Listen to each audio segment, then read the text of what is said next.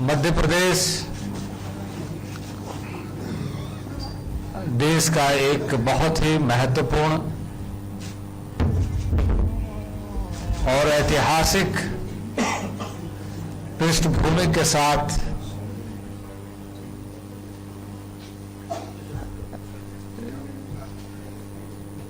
जिनके कोख में इतिहास के ऐसे महत्वपूर्ण उपलब्धियां, घटनाएं और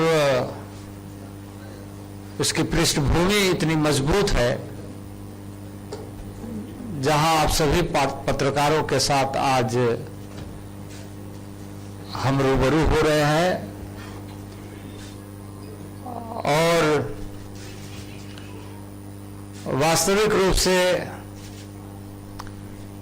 मुझे इस बात की खुशी है कि वैसे देश में आदरणीय प्रधानमंत्री नरेंद्र भाई मोदी के नेतृत्व में मंत्रिमंडल में कार्य करने का अवसर जहां प्राप्त हुआ है,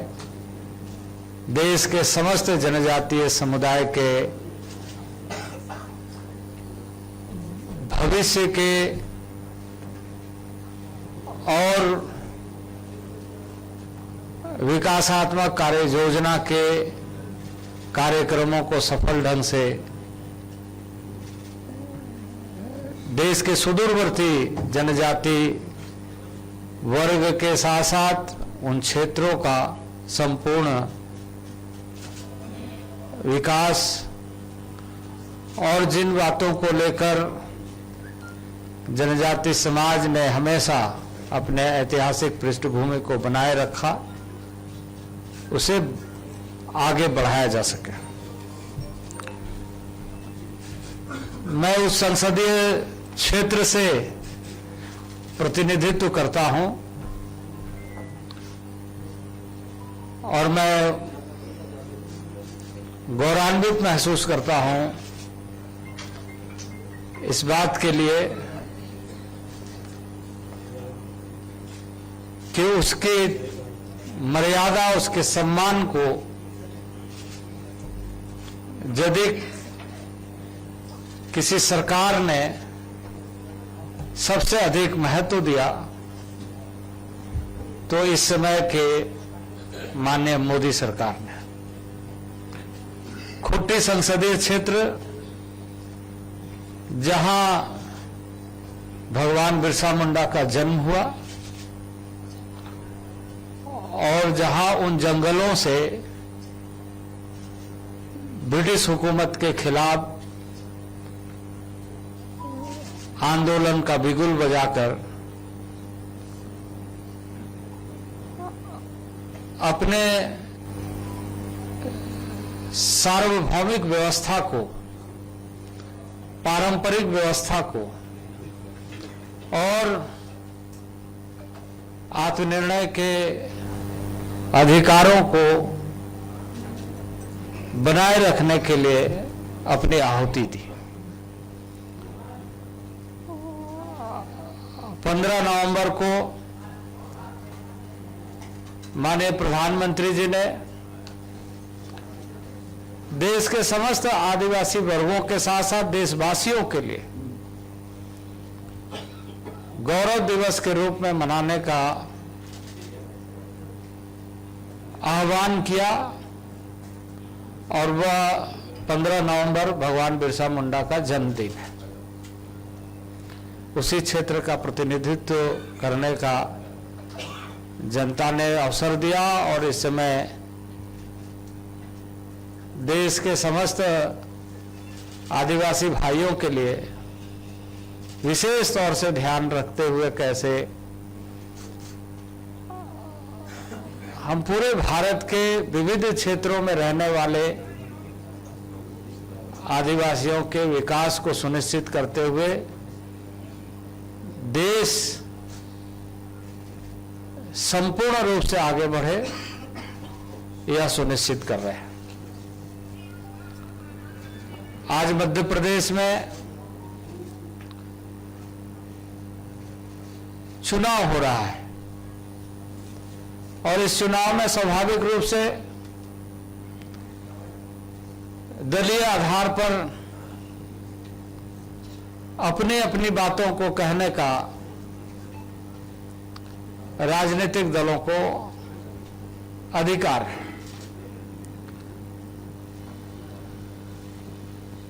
पर मैं इस अवसर पर यह निश्चित रूप से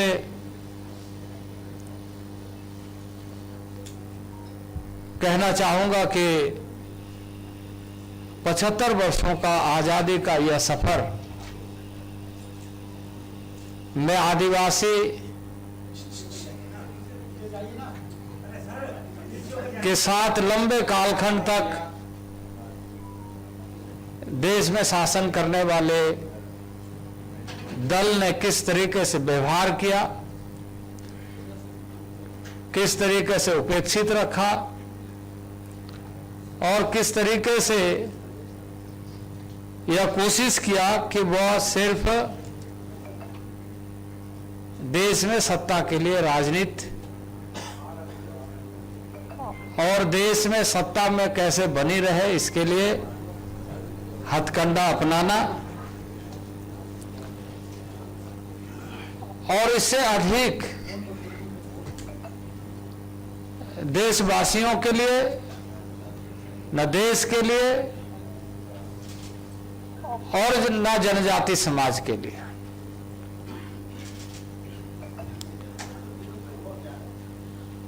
कांग्रेस ने लंबे समय तक देश के विभिन्न प्रांतों में भी और देश में भी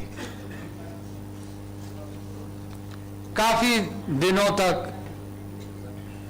सरकारें बनाई, सरकारें चलाई। और यदि हम मध्य प्रदेश की बात करें तो मध्य प्रदेश, जैसे मैंने दोहराया कि ऐतिहासिक पृष्ठभूमि रखने वाला एक बहुत महत्वपूर्ण प्रदेश है, उसमें जनजाति आदिवासियों की संख्या देश में अन्य राज्यों के तुलना में सर्वाधिक है।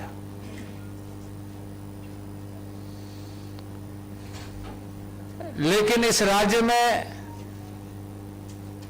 कांग्रेस जब भी सरकार में रही, जनजाति हितों की अनदेखी की और उस मूल भावना को जो नैसर्गिक जीवन जनजाति समाज का है उस पर प्रहार किया।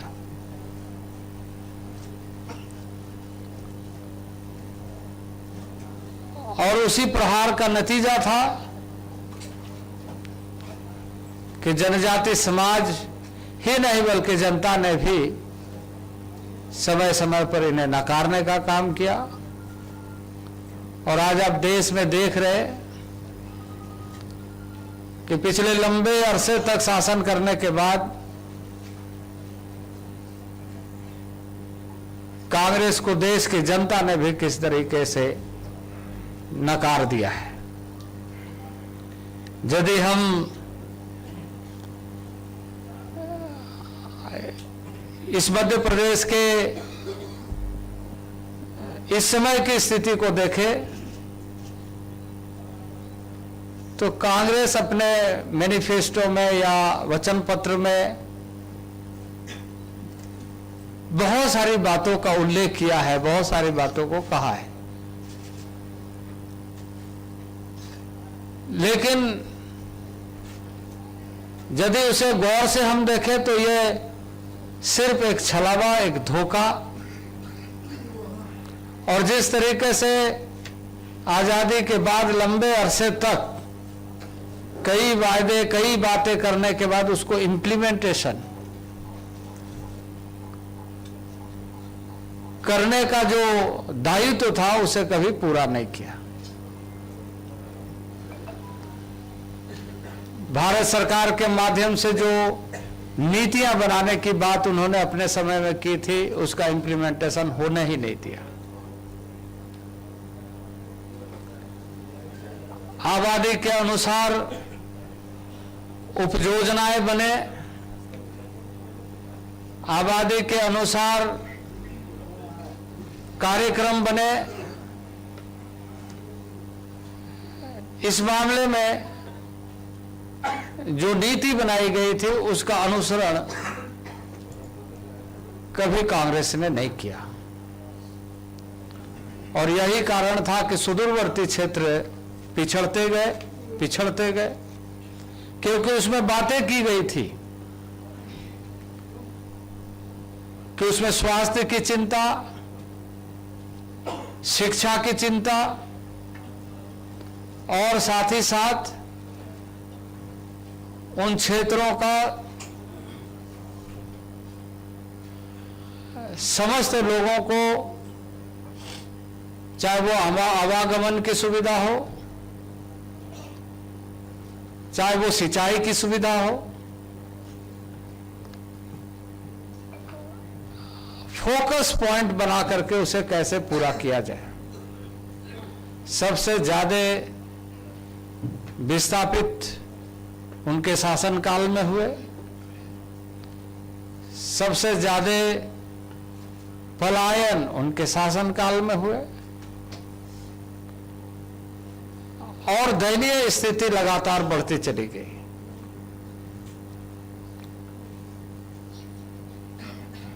लंबे अरसे के बाद नरेंद्र भाई मोदी के नेतृत्व में सरकार इस देश की जनता ने बनाई, और इस देश की जनता के अभूतपूर्व समर्थन से आज देश और राज्य, यानी केंद्र और राज्य मिलकर के सारी नीतियों को जमीन पर उतारने का सतही प्रयास और उसका परिणाम देखने को मिल रहा है। यदि हम बात करें विद्यालयों का, तो भारत सरकार के माध्यम से लगभग 63 एकलव्य आवासीय मॉडल स्कूल बनाने का कार्य इस राज्य में हो रहा है। उसी तरीके से आश्रम विद्यालय की संख्या उत्तरोत्तर वृद्धि हुई है, और अभी लगभग 1083 आश्रम विद्यालय इस राज्य में चल रहे हैं। तो शिक्षा के लिए जो मूलभूत किसी भी व्यक्ति, परिवार, समाज के लिए महत्वपूर्ण स्थान रखता है कि उसे यदि अच्छी शिक्षा मिले,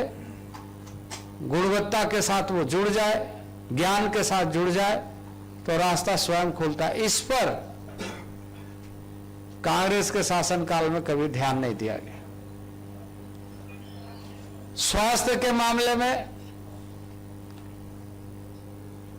यदि आप देखें तो राज्य स्तरीय जो स्वास्थ्य की व्यवस्था है वो अपने स्थान पर चल रही है, लेकिन स्पेशल प्रोग्राम ट्राइबल एरिया के लिए,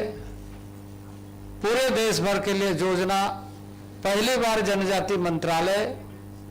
राज्यों के साथ, स्वास्थ्य मंत्रालय के साथ मिलकर के कर रहा है।